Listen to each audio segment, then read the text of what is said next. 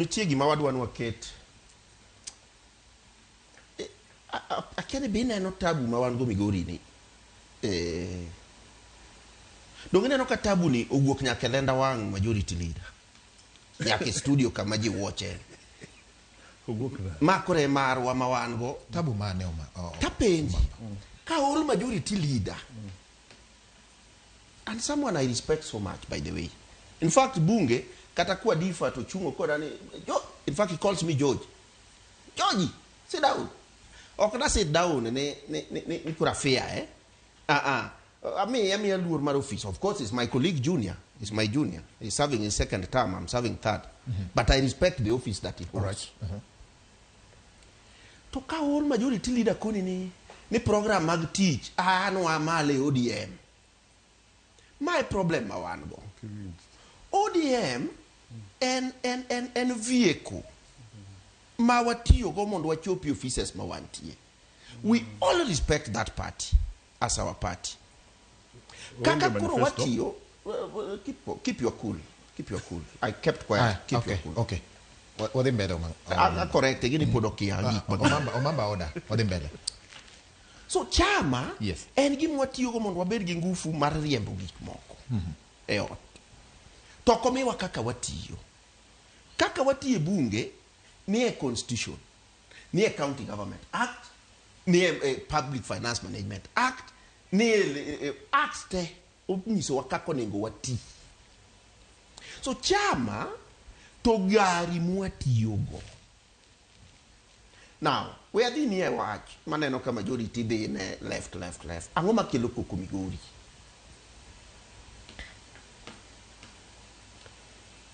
Ingene an kane watimo campaign. Yes. Na support George Ochillo yako. For 3 reasons. Kecha winjo ka jomoko wacho katinda complain, to matek mana to kona Omamba ngani nyimonu kelo. I accept. Samano obado tiyo obado koro dwa wuok. In fact, Mheshimiwa Governor no chako campaign almost 4 years. Kapod obado mana ni office. Nikech obado nitie kuthuolo mare. Yes, 4 years.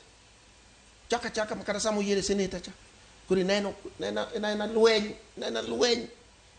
Kia obado timore nade, kia wiye potho ni, kia siandane tindo poto, gik man, no mo. But, obado bingo obado, eno tieko gi nyiero. Kura ana akaw, kura ngene ka chieng' moro ne yudo Gavana Ochillo ni. Kawuoyo. Ukoni I have agenda. No, I take Kisungu. Kisungu badanga wache go pio time.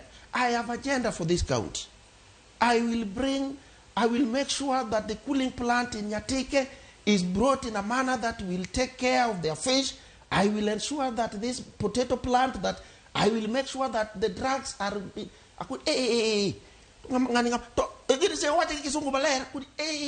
Okay, wayudo malaika jowa. Ma e malaika.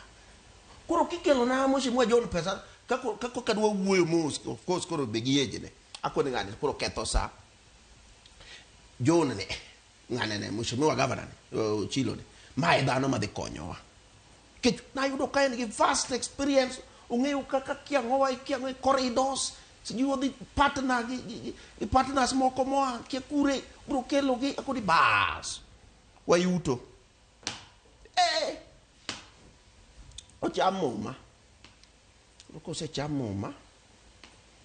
I will cut that story short. So mondaringa yes, nikech ok dikaw gima no time campaign. Wawe mano.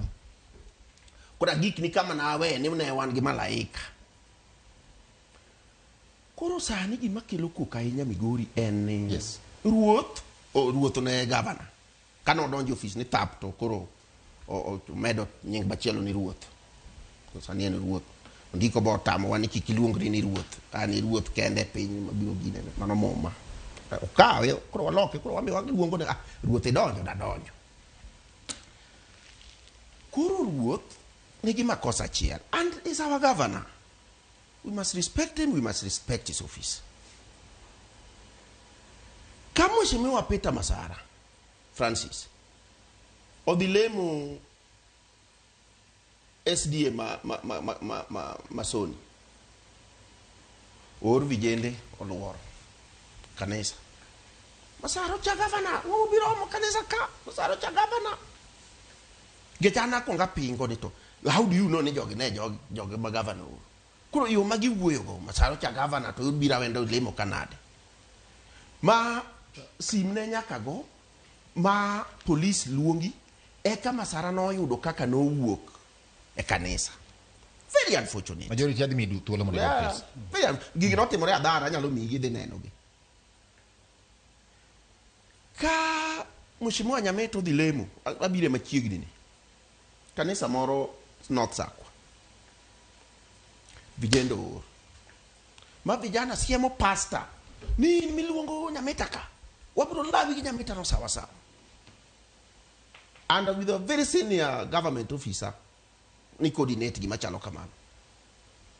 Church of all the places, church. Backup no ter, Nyameta no yudo kako wuok. Backup ne gin Police. Okay. No luongo police. Macha beti makao police mago gimoro tiach malo no girumo.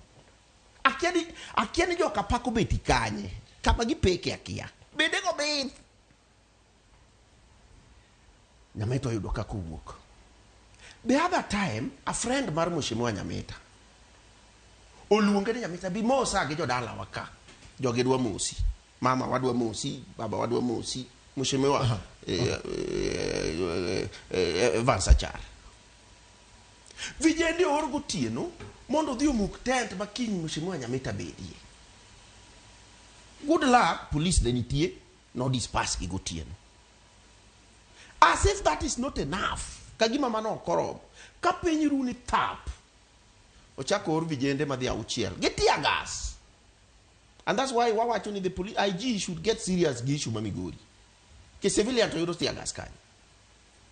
Mobayo tear gas e dala no piat.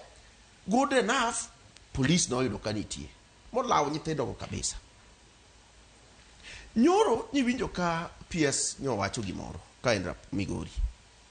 Ni ka ng'ato loso buche to kidwar ng'ane idhi e nang'o nikech ande wabed ka makona ne ya gavana osewuotho e county ka pogo chege kia oduma kia ng'o onge ng'ama oseketo ne kidieyo kani idhi pogo chege nade dogi gavana pok ochiewo moyudo ka kome ma ofis cha masaro bede ne kech ng'ato wacho niya okwe gavana oti yili titami mana ka komi manoni ngidhi bedi e kisai ni gimoro e yodo ka ng'ato obe.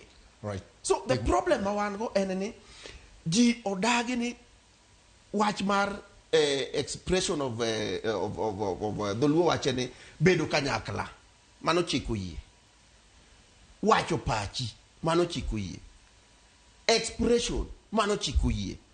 So ka gavana owe jogi mondo ng'ato ka ng'ato tim mana gimoro so long as ni gino kel Koko ne the rest. Okay. Koko bibedi. Issue number 2. Just give me time.